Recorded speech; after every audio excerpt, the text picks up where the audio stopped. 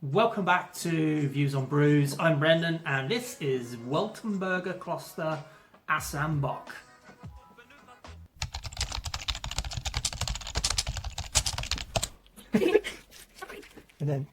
Okay, so this beer, I've checked it out on the ratings apps and across all of them, this is an absolute monster of a beer in terms of how highly it scores. So I have to really evaluate this one with a bit of respect because I've had one bottle of it last week from my German beer unboxing, and this is the second bottle. The first one was like a meal. It was so meaty. This time round I've had a little look and checked it out online, and yeah, it's going to be interesting, that's for sure. Dunkler Dopplebock, so it's a dark lager. I'm assuming lager, yeah, because it's a bock, so double lager, and it's named after this very influential of the time painter and architect, Cosmas Damian Assam. So giving a hat tip to him. Let's check it out.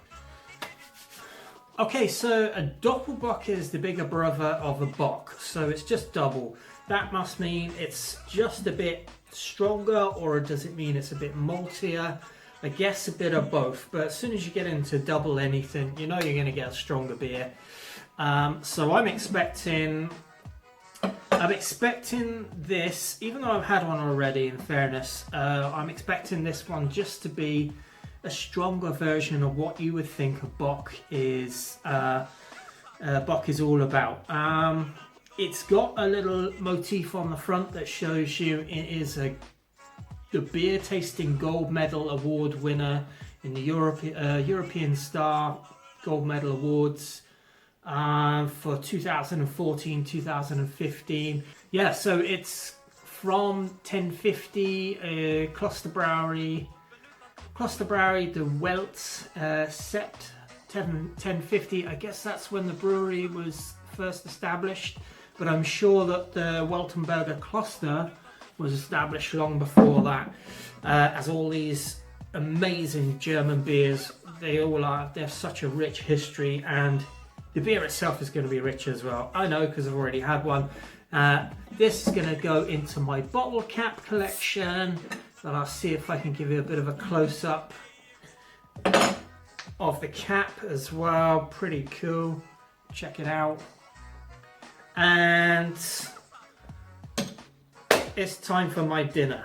This beer is big and malty. I love the way these German beers actually reach right up to the top. Nearly every single bottle I've had out of the box, they've all come up to just within like an inch of the top. So fair play to them for doing that. The last couple of beers I've had from the German box have all had a massive beer head on them. Maybe it's this glass. I don't know. I'm going to pour this very carefully and make sure that I get some kind of beer in there as well as head. Come on. My word, I've never taken this long to pour a pint of beer into a glass. Maybe it's the glass, I need to get a different glass. This is from a defunct Irish brewery, Bow Bristle, which I absolutely love. So this is one of my go-to glasses. Whew, the aromas coming off of that are just incredible. Okay, so let's get the last bit in there. Alright, I've saved a bit. I'm going to move that bottle out of the way for just a second and have a look at that. That's a proper meaty beer in a glass. I am absolutely delighted with this beer. I'm so happy that I chose this in the selection. It's got a light tan head, medium tan head. Bubbles are thick and thin. They're popping. They're rocky.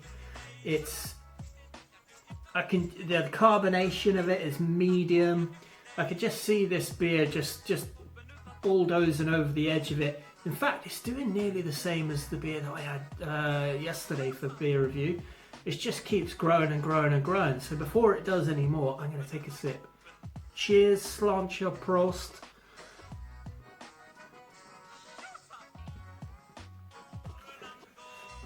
Wow. Wow. The flavours in this beer are just absolutely incredible.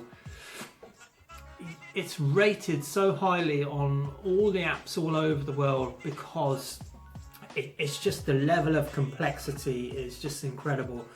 Okay, so appearance, the clarity of it is just crystal clear. You probably can't see that on the camera, but I can see right through. It's almost, you could almost say it looks like an Irish red ale.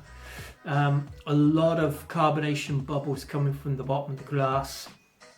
Aromas, give it all, like all these beers, all these dark German beers, they all seem to be a bit nutty, a bit dark fruits, and mild sort of caramelized sort of complexity to them, and with some kind of form of stage of bread.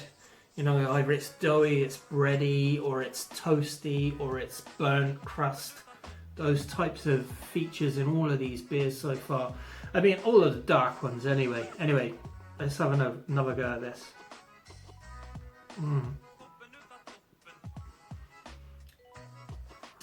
It's so rich and complex.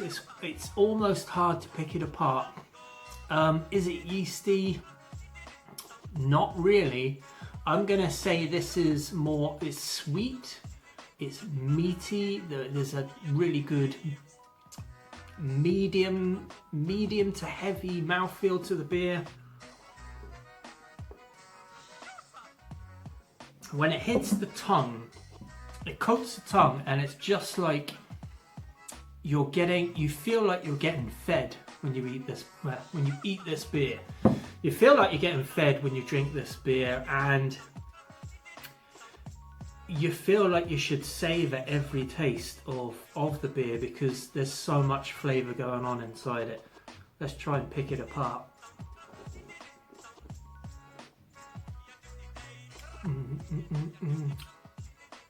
There is a bit of yeast character to it, but it's subdued by the sweety, malty flavours. There's some rich malty flavours. It's a rich beer.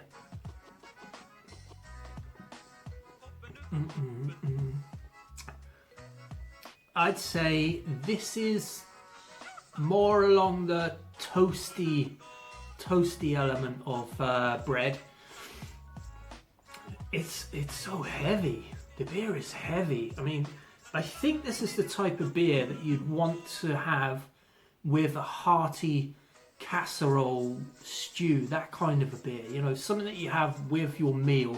I can see you rocking up to a tavern, getting a big crusty lump of bread and a huge big bowl of soup or some kind of German sausage dish, and then being slapped this tankard down in front of you.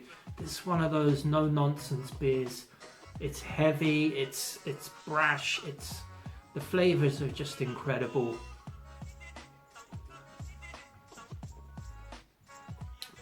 There's like a less burnt treacle element to the beer. It's not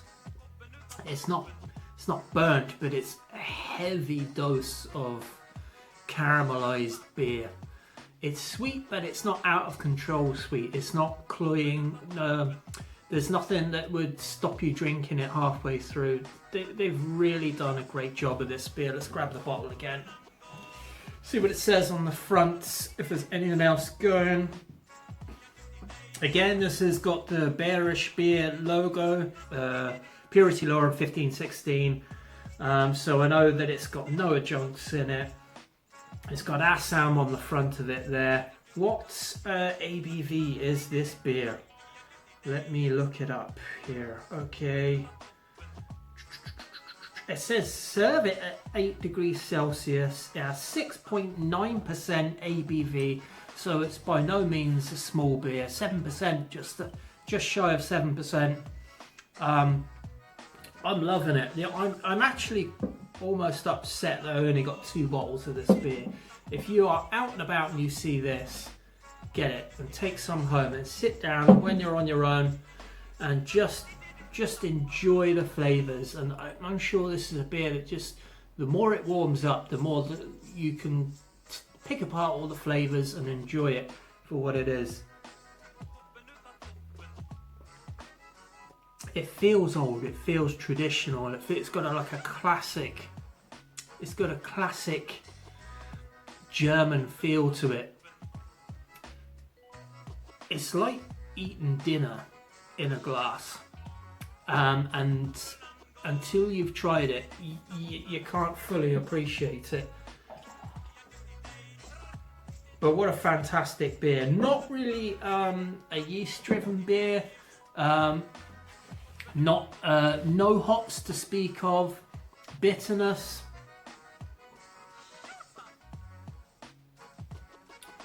There is actually, there's like a melded amount of bitterness that probably just keeps the malt in check, so it's not too sweet. But you don't feel the bitterness, you just know there's something keeping the malt, the sweetness in check. I like that. I like beers that are really well balanced, and this beer is superb. I absolutely highly recommend it. That's my view on this brew. Give me some comments below on what you thought about this beer. I'd be really interested to hear from you. And if you enjoyed the video, give it an old like and subscribe. We'll be moving on to the next beer from the German beer unboxing. If I can work out how to put a link up on this page to link you straight onto the next one, I will. Otherwise, check it out on my channel, Views on Brews, and join me as we go through all of those beers that I've bought. It's an education for me, to be honest. I'm absolutely loving this. I'm going to sit here and drink the rest of it. Prost, cheers, sloncha, on to the next one, and goodbye. Yeah, for those of you who stuck around, here's a tiny bit of bonus content for this beer. I don't often say this about beers, so I'm going to choose my words fairly carefully. Some beers give you a strong connection, and this beer, there's only a tiny bit in the glass, so I'm almost sad that there's that little bit in the glass. I think this is one of the beers you should get ticked off of your bucket list, and just go and find this beer and think about how this beer was made. Think about, you know, the kloster that it was made in. Do a little bit of research, digging down. If you're lucky enough to have gone to or get to Weltenburger Kloster, then I'm now jealous. This is absolutely incredible, and it's not that it's like gonna set your world on fire. It just feels like a history lesson of beer, and I've enjoyed this beer so much, and I implore you to go and get one.